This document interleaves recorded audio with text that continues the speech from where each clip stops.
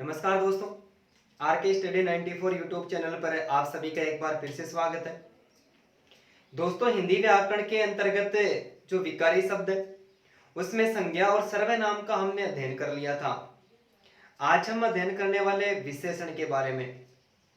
दोस्तों, विशेषण को आज हम एक ट्रिक के साथ पढ़ने वाले हैं और एक ऐसे बेहतरीन तरीके से पढ़ने वाले हैं कि पूरा पढ़ने के बाद में चाहे किसी भी प्रकार की एग्जाम दे लेना, उस एग्जाम में विशेषण से संबंधित यदि कोई प्रश्न आएगा तो हमारा गलत नहीं होगा। तो सबसे पहले बात करते हैं विशेषण की परिभाषा कि विशेषण किसे कहते हैं। हमने पढ़ा था कि किसी व्यक्ति, वस्तु, स्थान, गुण, भाव, दशा, अवस्था आदि के नाम का बोध कराने वाले शब्दों को संज्ञा कहते हैं। संज्ञा के नाम के स्थान पर प्रयुक्त होने वाले शब्दों को सर्वनाम कहते हैं। और संज्ञा एवं सर्वनाम संज्ञा एवं सर्वनाम संज्ञा एवं सर्वनाम की विशेषता संज्ञा एवं सर्वनाम की विशेषता बताने वाले संज्ञा एवं सर्वनाम की विशेषता बताने वाले शब्दों को विशेषण कहते हैं। क्या कहते हैं? विशेषण कहते हैं। कि जो शब्द संज्ञा और सर्वनाम की विशेषता बताते हैं उन्हें क्या कहते हैं? विशेषण कहते हैं। इसके अलावा हम एक पढ़ेंगे विशेष से। क्या पढ़ेंगे? एक विशेष से पढ़ेंगे। विशेष एक से कहते हैं जिसकी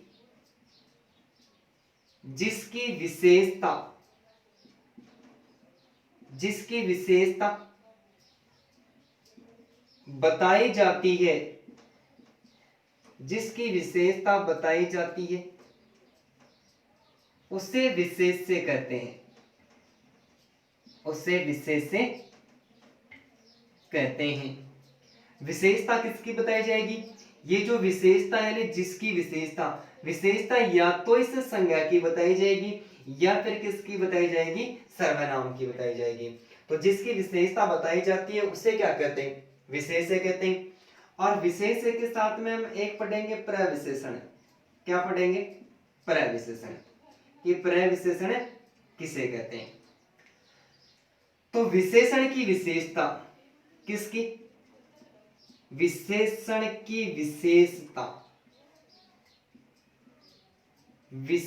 की विशेषता बताने वाले शब्दों को, विशेषण की विशेषता बताने वाले शब्दों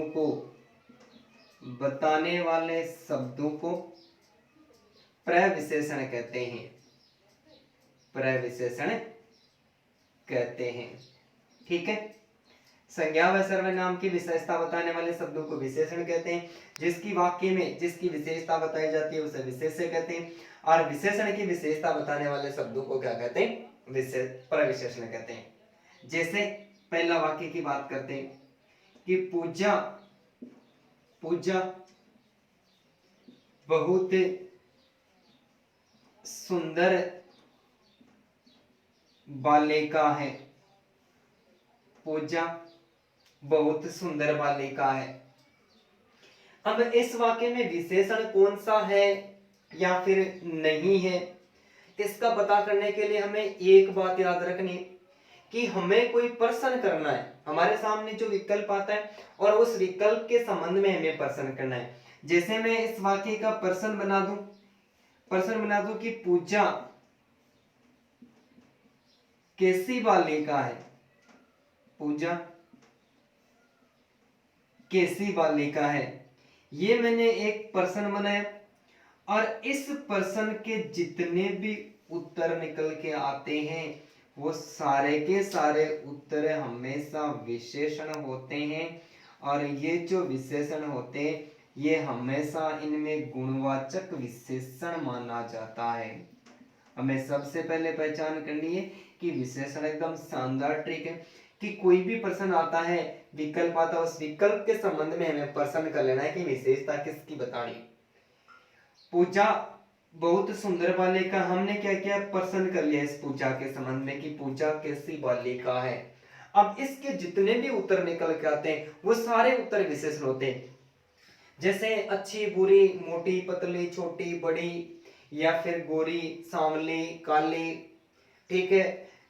ऐसे दशा बुद्ध की बात करें तो स्वस्थ, रुग्ण, बीमार, अस्वस्थ, ये सारे इसके उत्तर निकल के आते हैं। ये सारे के सारे उत्तर क्या माने जाते हैं, हमेशा विशेषण माने जाते हैं। और इन विशेषणों में यदि आगे भेद में पढ़ेंगे तो ये सारे उदाहरण किसके माने जाते हैं, ये गुणवाचक जो विशेषण है इस गुणवाचक विशेषण के उदाहरण माने जाते हैं। तो अब हमें पता लगता है कि कैसी है, इसका मतलब वो सुंदर है। तो सुंदर क्या है, सुंदर विशेषण है, ये उसकी क्या बता रहा है, विशेषता बता रहा है। तो सुंदर क्या हो गया, ये सुंदर शब्द विशेषण हो गया। अब वाक्य में जिसकी विशेषता बताई जाती है उसे विशेष्य कहते हैं। तो विशेषता किसकी बताई जा रही, पूजा की बताई जा रही, तो ये क्या हो गई, ये विशेष्य होगी, ठीक है। अब बालिका अपने आप में संज्ञा है, ये विशेषण की विशेषता नहीं बता रहे, तो विशेषण की विशेषता बताने वाले शब्दों को क्या कहते हैं, प्रविशेषण कहते हैं। तो ये बहुत शब्द है, ये बहुत शब्द इस पूजा की विशेषता नहीं बता के ये इस सुंदर की विशेषता बता रहा है, बहुत सुंदर, ये इस सुंदर के साथ जुड़ा है। तो ये बहुत शब्द क्या हो गया, ये बहुत शब्द प्रविशेषण हो गया, ठीक है। एक और उदाहरण की बात करते हैं, जैसे कश्मीरी सेब, कश्मीरी सेब सिंदूरी लाल होता है, कश्मीरी सेब सिंदूरी लाल होता है, ठीक है। इसके अंतर्गत यदि विशेषण की बात करते हैं तो लाल शब्द इसकी विशेषता बता रहा है, लाल शब्द इसकी विशेषता बता रहा है। तो ये क्या हो गया, लाल शब्द विशेषण हो गया। और लाल शब्द गुणवाचक विशेषण है जिसमें रंगबोधक की हम अभी बात करेंगे। अब विशेषता किसकी बता जा रही है, कश्मीर स्थान विशेष की विशेषता बताई जा रही है। तो ये क्या हो गया, ये कश्मीरी सेब हो गया, ठीक है, कश्मीरी सेब ये विशेष्य हो गया, ये क्या हो गया, ये विशेष्य हो गया। और ये सिंदूरी जो विशेषता बता रहा है ये किसकी बता रहा है, ये इस लाल शब्द की बता रहा है। तो ये क्या हो गया, ये प्रविशेषण हो गया, ठीक है। तो संज्ञा या सर्वनाम की विशेषता, तो पूजा यहाँ पर संज्ञा है और कश्मीरी सेब में भी क्या संज्ञा है। तो संज्ञा व सर्वनाम की विशेषता बताने वाले शब्दों को विशेषण कहते हैं, जिसकी विशेषता विशेषता किसकी बताई जाएगी, या तो संज्ञा की या फिर सर्वनाम की। तो जिसकी विशेषता बताई जाती है उसे क्या कहते हैं, उसे पर विशेष्य कहते हैं। और विशेषण की विशेषता, ये जो बहुत शब्द है और ये जो सिंदूरी शब्द है ये इस विशेषण शब्द की विशेषता बता रहा है। तो विशेषण की विशेषता बताने वाले शब्दों को क्या कहते हैं, प्रविशेषण कहते हैं, ठीक है। अब हम बात करते हैं इस विशेषण के भेद कि विशेषण के कुल कितने भेद माने जाते हैं। विशेषण के भेद, विशेषण के भेद, तो विशेषण के 4 भेद माने जाते हैं। 4 में पहला है गुणवाचक विशेषण, गुणवाचक विशेषण, गुणवाचक विशेषण। दूसरा है संख्यावाचक विशेषण, संख्यावाचक विशेषण, संख्यावाचक विशेषण। तीसरा है परिमाणवाचक विशेषण, परिमाणवाचक विशेषण। और चौथा है संकेतवाचक या सार्वनामिक विशेषण, संकेतवाचक या सार्वनामिक विशेषण। विशेषण के मुख्य रूप से 4 भेद माने जाते हैं, जिसमें पहला है गुणवाचक विशेषण, दूसरा है संख्यावाचक विशेषण, तीसरा है परिमाणवाचक विशेषण और चौथा है संकेतवाचक या फिर सार्वनामिक विशेषण। अब हम सबसे पहले बात करते हैं गुणवाचक विशेषण, ठीक है, कि गुणवाचक विशेषण किसे कहते हैं। जो विशेषण शब्द, जो विशेषण शब्द किसी पदार्थ के, जो विशेषण शब्द किसी पदार्थ के रंग, किसी पदार्थ के रंग, रूप, आकार, गुण, दोष, दशा, स्थिति, काल, स्थान एवं स्पर्शता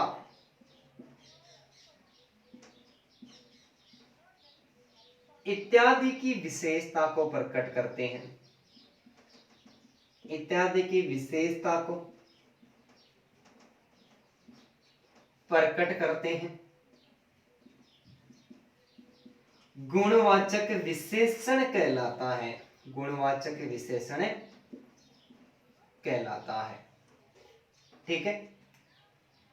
विशेषण के चार भेद माने जाते हैं, जिसमें पहला है गुणवाचक विशेषण, कि जो विशेषण शब्द किसी पदार्थ के रंग, रूप, आकार, गुण, दोष, दशा, स्थिति, स्थान, स्थिति, काल, स्थान, स्पर्शता इत्यादि की विशेषता को प्रकट करते हैं, क्या कहलाते हैं?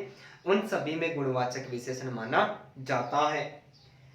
अब हम बात करते हैं कि कौन से ऐसे शब्द होते हैं जिनमें केवल और केवल गुणवाचक विशेषण माना जाता है। सबसे पहले जो रंग है, हम बात करते हैं रंगबोधक। रंगबोधक यानी रंग जितने भी होते हैं उनमें हमेशा गुणवाचक विशेषण। रंगबोधक में जैसे लाल, काला, नीला, पीला, हरा, बैंगनी और नारंगी, इसके अलावा अन्य भी कोई रंग होते हैं। दूसरा है रूपबोधक। रंग, रूप, आकार यानी रूपबोधक। ठीक है। रूप की बात करें तो रूप गोरा, सांवला, ठीक है, काला। इसके अलावा तीसरा है आकार बोधक। आकार बोधक, आकार कैसा हो सकता है? आकार देखो, छोटा, बड़ा, लंबा, पतला, मोटा, बोना, ये सारा आकार होता है। इसके अलावा गुणबोधक। गुणबोधक में गुण होते हैं तो व्यक्ति के गुण अच्छा, नम्र, शिष्ट, भला, विनीत और दान का जो दान देने का भाव होता है, दानी, ये भी एक व्यक्ति का गुण ही माना जाता है। इसके अलावा दोष बोधक। दोष बोधक, अच्छा का क्या हो गया? ये बुरा हो गया। नंबर का, शिष्ट का अशिष्ट हो गया। भला का गंदा हो गया, मूर्ख हो गया। ठीक है, ये दोष बोधक हो गए। इसके अलावा दशा बोधक। दशा कैसे हो सकती है? स्वस्थ या फिर अस्वस्थ, रोगी, निरोग, बीमार, रुग्ण और तंदुरुस्त। इसके अलावा स्थिति बोधक। स्थिति बोधक में स्थिति कैसी हो सकती है? गरीब, अमीर, धनवान, निर्धन, कंगाल, ये स्थिति हो गई। इसके साथ में काल बोधक। काल बोधक यानी समय के संबंध में नवीन, नूतन, नया, प्राचीन, पुराना,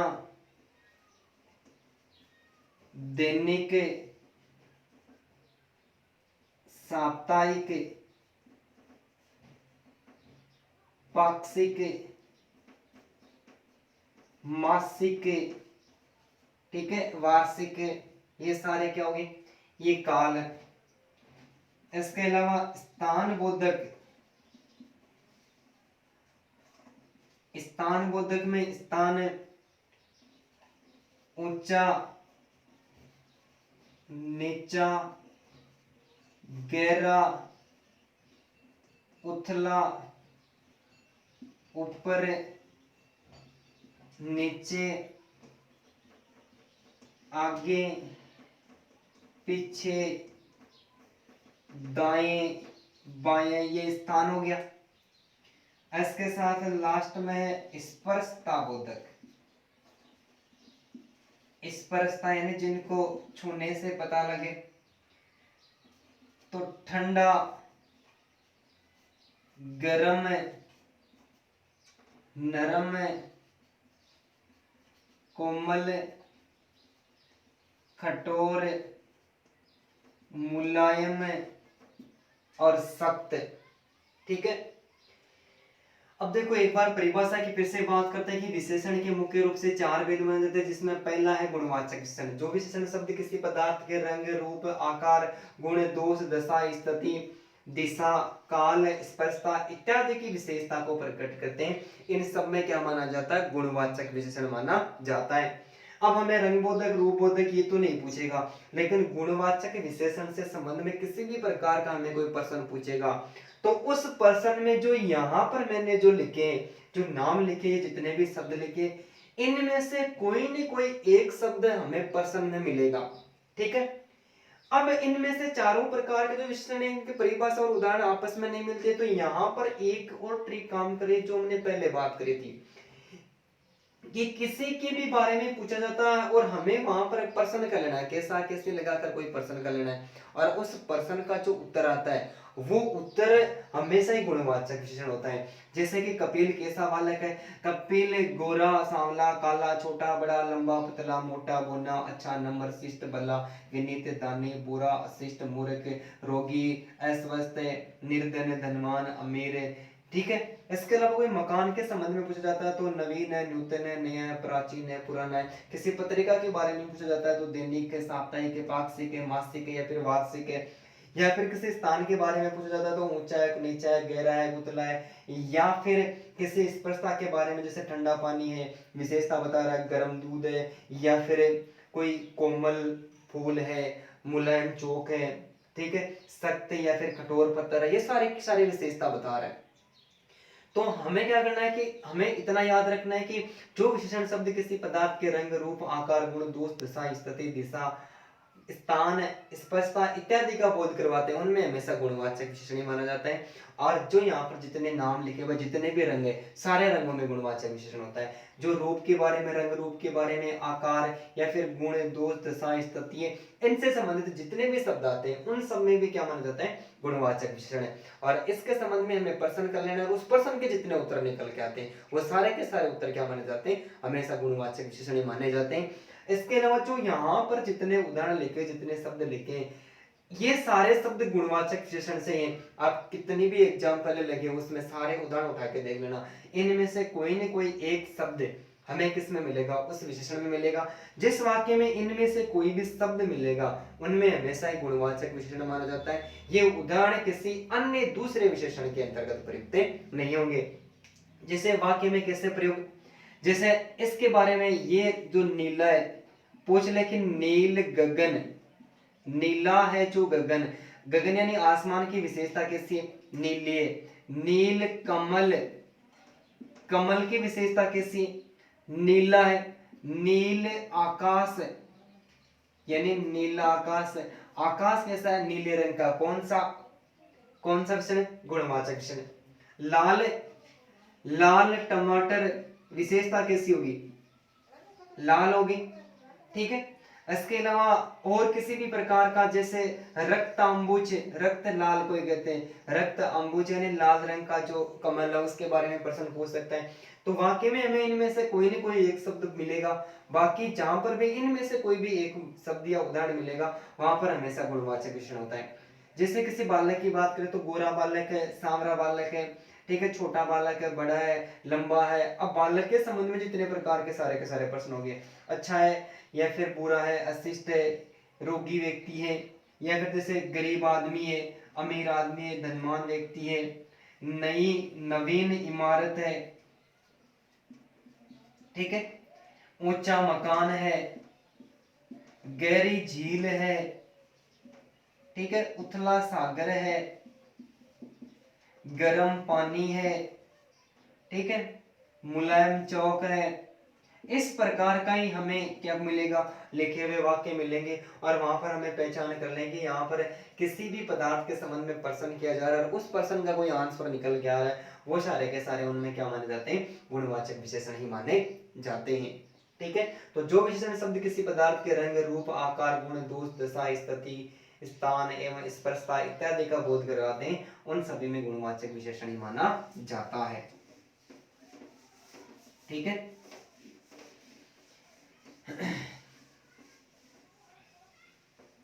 इसके अलावा दूसरा है संख्यावाची विशेषण। संख्यावाचक विशेषण, संख्यावाचक विशेषण, ठीक है, जो विशेषण शब्द, जो विशेषण शब्द, जो विशेषण शब्द किसी पदार्थ की, जो विशेषण शब्द किसी पदार्थ की, जो विशेषण शब्द किसी पदार्थ की संख्या को प्रकट करते हैं, किसी पदार्थ की संख्या को प्रकट करते हैं, उनमें संख्यावाची विशेषण माना जाता है। कि जो विशेषण शब्द किसी पदार्थ की संख्या को प्रकट करते हैं, ठीक है, किसी पदार्थ की संख्या को प्रकट करते हैं तो वहां पर संख्यावाचक विशेषण माना जाता है। संख्या की निश्चितता और अनिश्चितता, यानी संख्या निश्चित भी हो सकती है और अनिश्चित भी हो सकती है। संख्या की निश्चितता और अनिश्चितता के आधार पर संख्यावाचक जो विशेषण है इसके दो भेद माने जाते हैं। कितने भेद? दो भेद माने जाते हैं, जिसमें पहला है निश्चित संख्यावाचक विशेषण। निश्चित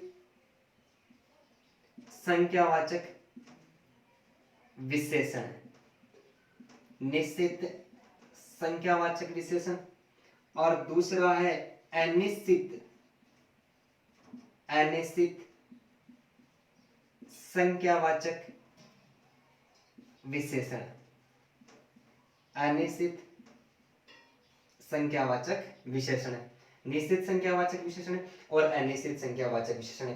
परिभाषा हमें पूछेगा नहीं, लेकिन फिर भी हमें नाम से ही पता चल रहा है कि जो विशेषण शब्द किसी पदार्थ की निश्चित संख्या को प्रकट करते हैं तो निश्चित संख्यावाचक। एक का अर्थ होता है नहीं, आगे लिखा हुआ निश्चित संख्या। तो जो विशेषण शब्द किसी पदार्थ की निश्चित संख्या को प्रकट नहीं करते तो उनमें अनिश्चित संख्यावाचक विशेषण माना जाता है। कि जो विशेषण शब्द किसी पदार्थ की निश्चित संख्या को प्रकट करते हैं, निश्चित संख्यावाचक विशेषण। और जो विशेषण शब्द किसी पदार्थ की निश्चित संख्या को प्रकट नहीं करते उनमें अनिश्चित संख्यावाचक विशेषण माना जाता है। जैसे पहला उदाहरण, मेरे पास, मेरे पास हिंदी की 1 दर्जन पुस्तकें हैं, 1 दर्जन पुस्तकें हैं। मेरे पास हिंदी की 1 दर्जन पुस्तकें। दूसरा वाक्य, मेरे पास हिंदी की कई दर्जन पुस्तकें, कई दर्जन पुस्तकें हैं। तीसरा वाक्य, बाढ़ से 1 लाख लोग बाढ़ से 1 लाख लोग प्रभावित हुए। बाढ़ से 1 लाख लोग प्रभावित हुए। चौथा वाक्य, बाढ़ से लाखों लोग प्रभावित हुए। बाढ़ से लाखों लोग प्रभावित हुए। अब इन वाक्यों में हमें सीधा सीधा पता करना है कि जो विशेषण शब्द किसी पदार्थ की निश्चित संख्या को प्रकट करते हैं निश्चित संख्यावाचक, और निश्चित संख्या को प्रकट नहीं करते वहां पर अनिश्चित संख्यावाचक। पहला वाक्य ध्यान से देखते हैं, मेरे पास हिंदी की 1 दर्जन, कितने दर्जन? 1 दर्जन पुस्तक है, यानी 1 दर्जन में निश्चित है कितनी पुस्तक होती है? 12 होती है। तो इस वाक्य में निश्चित संख्यावाचक विशेषण हो गया। कौन सा हो गया? निश्चित संख्यावाचक विशेषण। मेरे पास हिंदी की कई दर्जन है, यहां पर निश्चित संख्या का बोध नहीं हो रहा। कई, ज्यादा, बहुत, कुछ, थोड़ी, कम है, ये सारी स्थितियां अनिश्चित होती है। तो यहां पर अनिश्चित संख्यावाचक विशेषण हो गया। अनिश्चित संख्यावाचक विशेषण हो गया। तीसरा वाक्य कि बाढ़ से 1 लाख लोग प्रभावित हुए, यहां पर निश्चित संख्या, तो कौन सा विशेषण हो गया? निश्चित संख्यावाचक विशेषण हो गया। चौथा है कि बाढ़ से लाखों लोग, अब यहां पर निश्चितता का बोध हो ही नहीं रहे, तो इसमें कौन सा हो गया? अनिश्चित। अनिश्चित संख्यावाचक विशेषण है। तो उदाहरण देखो, गुणवाचक परिभाषा भी एकदम से अलग है और उदाहरण भी हमें एकदम से अलग ही मिले। यानी कि कोई भी विशेषण है उनका आपस में किसी का भी न तो उदाहरण मिलने वाला है और न ही कोई परिभाषा मिलने वाली है। केवल और केवल हमें रटने की बजाय क्या करना है? इनको समझना है। समझने से हमें अच्छी तरह से याद हो जाएंगे। तो जो विशेषण शब्द किसी पदार्थ की संख्या को प्रकट करते हैं उनमें संख्यावाचक विशेषण है। संख्या की निश्चितता और अनिश्चितता के आधार पर दो भेद माने जाते हैं, निश्चित संख्यावाचक और अनिश्चित संख्यावाचक। जो विशेषण शब्द किसी पदार्थ की निश्चित संख्या को प्रकट करते हैं निश्चित संख्यावाचक विशेषण है, और निश्चित संख्या को प्रकट नहीं करते, कम, ज्यादा, बहुत, अधिक, थोड़ा, इस प्रकार की स्थितियों को प्रकट करते हैं, तो वहां पर क्या माना जाता है? निश्चित अनिश्चित संख्यावाचक विशेषण माना जाता है। ठीक है। अब इसके अलावा देखो, गणना के आधार पर की संख्या की गणना होती है, इस गणना के आधार पर निश्चित संख्यावाचक विशेषण के अन्य भेद भी माने जाते हैं। किसके? निश्चित संख्यावाचक विशेषण के अन्य भेद। यदि हमें ज्यादा डीपली प्रश्न पूछेगा तो वो इसी में से ही पूछेगा। अन्य भेद की बात करें तो अन्य में सबसे पहला है गणनावाचक। गणनावाचक विशेषण। दूसरा है क्रमवाचक निश्चित संख्यावाचक विशेषण। तीसरा है आवर्तीवाचक निश्चित संख्यावाचक विशेषण। चौथा है समुदायवाचक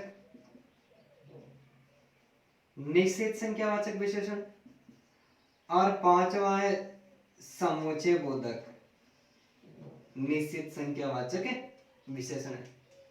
गणना की बात करें तो गणना में जैसे 1, 2, 3, 4, 50, 100, 1000, ये सारे गणना के अंतर्गत आते हैं।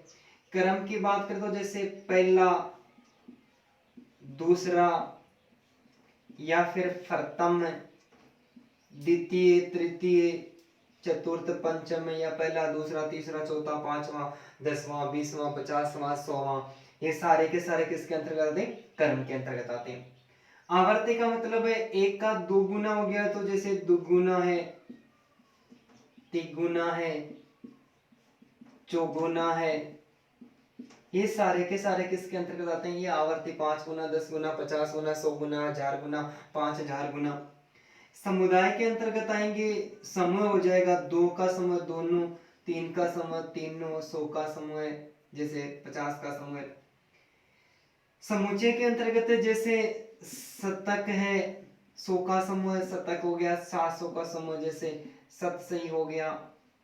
ठीक है।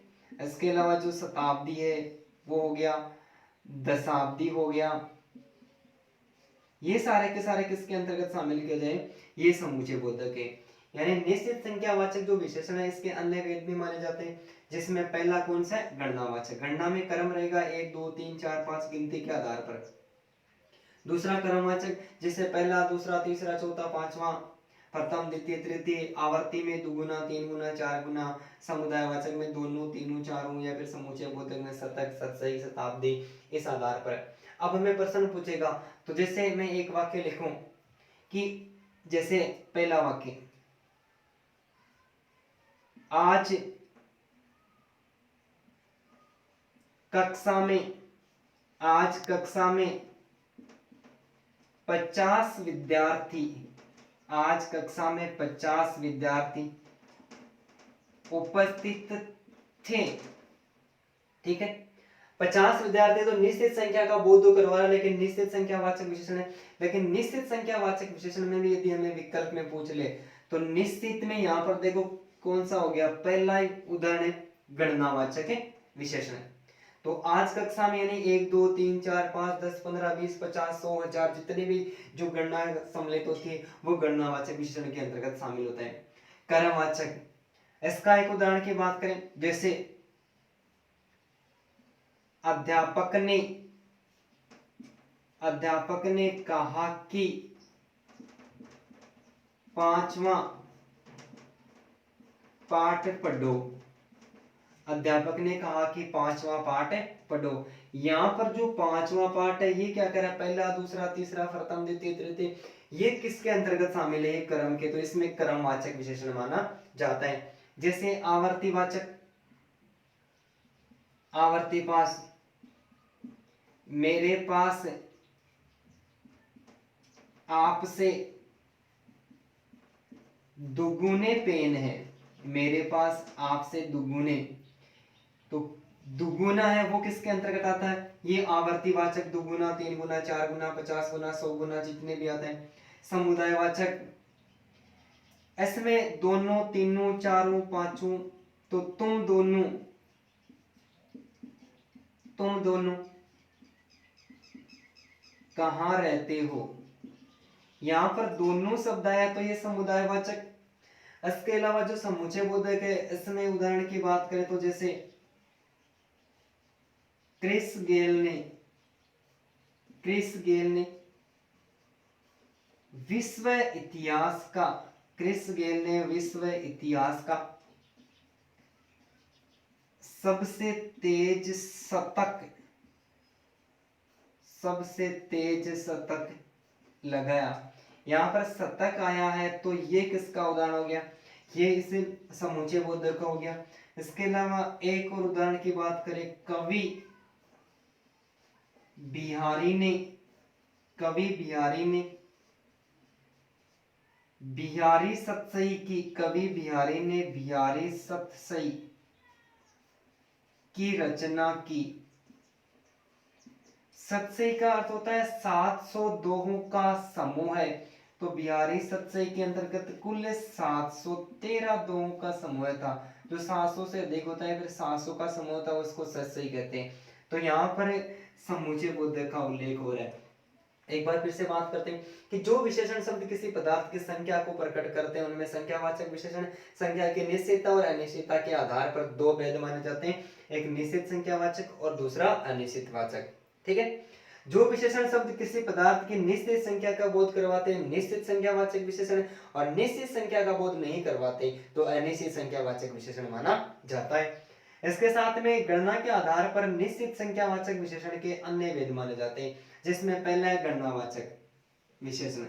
गणनावाचक में 1 2 3 4, जैसे आज कक्षा में 50 विद्यार्थी उपस्थित थे, आज कक्षा में 250 विद्यार्थी उपस्थित थे, तो वहां पर गणनावाचक विशेषण है। दूसरा क्रमवाचक, पहला दूसरा, अध्यापक ने कहा कि 5वां पाठ पढ़ो 10वां पाठ पढ़ो, तो क्रमवाचक विशेषण है। मेरे पास आपसे दुगुने पेन है, 10 गुने पेन है, 20 गुने पेन है, तो वो क्या हो गया, आवर्तीवाचक हो गया। समुदायवाचक में दोनों तीनों चारों का जो समूह होता है तो समुदायवाचक होता है। इसके अलावा जो शतक है, शतसही, शताब्दी, दशाब्दी, इसका उल्लेख होता है। जैसे क्रिस गेल ने विश्व इतिहास का सबसे तेज शतक लगाया, तो यहाँ पर शतक में समूचे का बोध हो रहा है, शतसही में समूचे का बोध हो रहा है, तो यहाँ पर समूचे बोधक जो विशेषण है वो माना जाता है। ठीक है, इसके अलावा जो तीसरा था वो है परिमाणवाचक विशेषण। तीसरा है परिमाणवाचक विशेषण। परिमाणवाचक विशेषण, परिमाणवाचक विशेषण, जो विशेषण शब्द किसी पदार्थ की, देखो परिणाम का, परिमाण का अर्थ होता है मात्रा।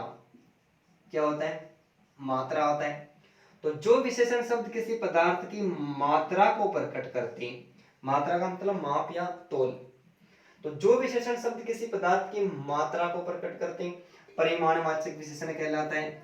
ठीक है, इस मात्रा की निश्चितता और अनिश्चितता के आधार पर भी परिमाणवाचक विशेषण के भी दो भेद माने जाते हैं, जिसमें पहला है निश्चित परिमाण, निश्चित परिमाणवाचक विशेषण, निश्चित परिमाणवाचक विशेषण, और दूसरा है अनिश्चित परिमाणवाचक विशेषण। अनिश्चित परिमाणवाचक विशेषण। ठीक है, जो विशेषण शब्द किसी पदार्थ की मात्रा को प्रकट करते हैं परिमाणवाचक विशेषण कहलाता है, और मात्रा के निश्चितता और अनिश्चितता के आधार पर इसके भी दो भेद माने जाते हैं। यदि निश्चित मात्रा का बोध करवा रहा है तो निश्चित परिमाणवाचक, और निश्चित मात्रा का बोध नहीं करवा रहा है तो अनिश्चित परिमाणवाचक विशेषण माना जाता है। जैसे कोई व्यक्ति दुकानदार के पास में जाता है और जाकर कहता है कि मुझे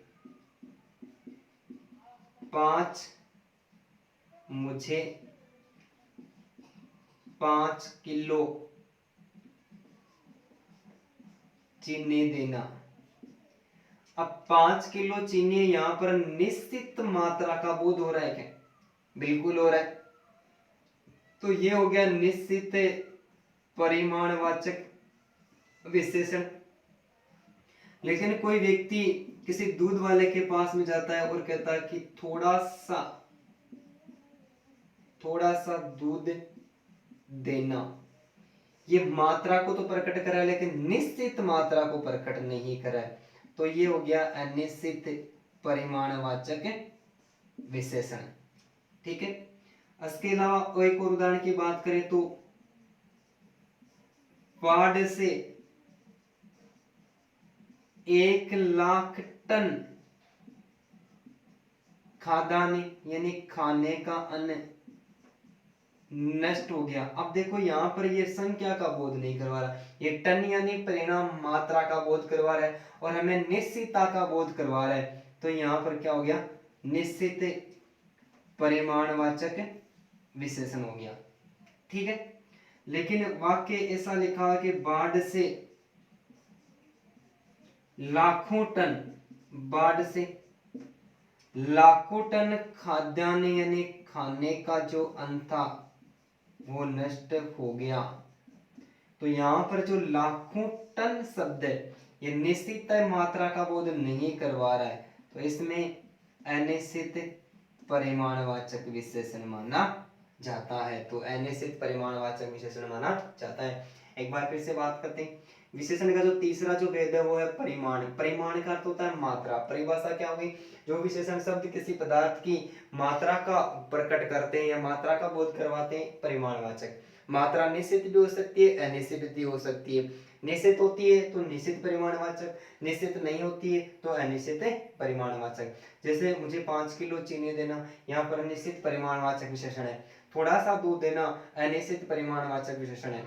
बाढ़ से 1,00,000 टन खाद्यान्न नष्ट हो गया यानी निश्चित मात्रा का बोध करवा रहा है, निश्चित परिमाणवाचक विशेषण है। बाढ़ से लाखों टन खाद्यान्न नष्ट हो गया तो ये अनिश्चित मात्रा का बोध करवा रहे, तो थोड़ा अधिक बहुत ज्यादा मात्रा का बोध करवाते हैं उनमें हमेशा अनिश्चित ही होता है। अब इसके अलावा देखो दो उदाहरण की बात करते हैं, दोनों मिलते जुलते भी, पहले प्रश्न पूछा भी जा चुका है। ठीक है, जैसे हमें इसमें दोनों उदाहरणों में पता करना है कि इसमें स्थिति कैसी है। एक थोड़ा सा धन और दूसरा थोड़े से रुपये, थोड़ा सा धन एवं थोड़े से रुपए। अब हमें साफ साफ पता तो चल रहा है कि दोनों में अनिश्चित ही है, लेकिन ये अनिश्चित संख्यावाचक विशेषण है या फिर अनिश्चित परिमाणवाचक विशेषण है। तो थोड़ा सा जो धन होता है, ये धन हमेशा मात्रा में होता है, तो थोड़ा सा धन है, इसमें अनिश्चित परिमाणवाचक विशेषण है। धन हमेशा मात्रा में होता है, लेकिन जो रुपए होते हैं ये रुपए कभी भी मात्रा में नहीं होते, रुपए हमेशा रुपए गिनती में होते हैं। तो इसमें थोड़े से रुपए, इसकी बात करें तो इस शब्द में अनिश्चित, इस वाक्य में अनिश्चित संख्यावाचक विशेषण माना जाता है। ठीक है, तो इस प्रकार का प्रश्न पूछा भी गया था, निम्न में से किस वाक्य में परिमाण निश्चित अनिश्चित परिमाणवाचक विशेषण नहीं है। तो यहाँ पर जो थोड़ा सा रुपए, इस शब्द में अनिश्चित परिमाणवाचक विशेषण बिल्कुल भी नहीं है, क्योंकि रुपए हमेशा तौल में 1 किलो रुपए, 2 किलो रुपए ऐसे बिल्कुल भी नहीं होते। ये 1000 रुपए, 5000 रुपए, 100 रुपए, 1 रुपया, 10 रुपए, इस प्रकार ये हमेशा संख्या में होते हैं। यहाँ पर संख्या निश्चित नहीं है, इसलिए यहाँ पर अनिश्चित संख्यावाचक विशेषण माना गया। और इसके अलावा जो चौथा जो विशेषण है वो था संकेतवाचक, संकेतवाचक या सार्वनामिक विशेषण, संकेतवाचक या सार्वनामिक विशेषण। तो संकेतवाचक या सार्वनामिक जो विशेषण है, इस विशेषण का हमने पहले सर्वनाम की वीडियो में अध्ययन कर लिया था कि जब हम आप शब्द की सही पहचान करना और यह है वह ये और वे शब्दों की सही पहचान करना पढ़ रहे थे, वहां पर हमने पढ़ा था कि यह है वह ये और वे, इन शब्दों के अंतर्गत ये शब्द है, ये अन्य पुरुषवाचक सर्वनाम और निश्चयवाचक सर्वनाम, इसके साथ में सार्वनामिक या संकेतवाचक जो विशेषण है उसके अंतर्गत ये प्रयुक्त होते हैं। तो हमने अन्य जो ये है वह ये और वे, इन शब्दों की पहचान करने जो सर्वनाम के अंतर्गत पढ़ी थी, उसके अंतर्गत हमने आसानी के साथ में अध्ययन कर लिया था। वहां पर तीनों स्थितियों को एक साथ समझाया हुआ है, इसलिए वहां पर जल्दी समझ में आएगा। ठीक है, तो यहाँ पर जो संकेतवाचक या फिर सार्वनामिक जो विशेषण होता है, ये वो विशेषण शब्द होते हैं जो किसी पदार्थ की ओर संकेत करते हैं। क्या करते हैं? किसी पदार्थ की ओर संकेत करते हैं। और संकेत करने के बाद में जो संकेतिक पदार्थ है, ये संकेतिक पदार्थ किसी सर्वनाम के तुरंत बाद में लिखा हुआ है। किसके बाद में? ऐसे सर्वनाम के तुरंत बाद में लिखा हुआ है, तो वहां पर सर्वनाम नहीं मानकर सार्वनामिक या फिर संकेतवाचक विशेषण माना जाता है कि यह वह ये और वे, इन शब्दों का प्रयोग वाक्य में किसी पदार्थ की ओर संकेत करने के लिए हो रहा हो, संकेत करने के लिए होता है, तो ये संकेतवाचक विशेषण हो गया। ठीक है, संकेत करने के लिए हो रहा हो और वह संकेतिक पदार्थ सर्वनाम के तुरंत बाद लिखा हुआ हो, तुरंत बाद लिखा हुआ हो, तो वहां पर सर्वनाम नहीं मानकर क्या मानेंगे? सार्वनामिक विशेषण मानेंगे। जैसे मैं दो वाक्यों की बात करता हूं, यह है मेज टूटी हुई है, यह मेज टूटी हुई है, वह पुस्तक फटी हुई है, वह पुस्तक फटी हुई है। अब अन्य पुरुषवाचक, निश्चय पुरुषवाचक, सर्वनाम और साथ में सार्वनामिक विशेषण है, इनके अंतर्गत ये तीनों शब्द। तो उसमें मैंने क्या किया था कि एक ही जगह पढ़ाते थे, वहां पर एकदम अच्छी तरह से याद होगा। ये विशेषण है, ये इस पदार्थ की ओर संकेत करा है, ये संकेतिक पदार्थ इस सर्वनाम के तुरंत बाद लिखा हुआ है। तो अब यहाँ पर सर्वनाम नहीं है, ये विशेषता बता रहा है मेज की कि मेज कैसी है? टूटी हुई है, तो वहां पर सार्वनामिक विशेषण है। वह पुस्तक फटी हुई है, ये सर्वनाम शब्द है, ये संकेतिक पदार्थ सर्वनाम के तुरंत बाद लिखा हुआ है। अब यहाँ पर ये जो विशेषता प्रकट कर रहा है कि पुस्तक कैसी है? फटी हुई पुस्तक की विशेषता होगी, तो यहाँ पर सर्वनाम नहीं मानकर क्या माना जाएगा? संकेतवाचक या फिर सार्वनामिक विशेषण माना जाएगा। धन्यवाद दोस्तों, बाकी नेक्स्ट वीडियो में बात करते हैं।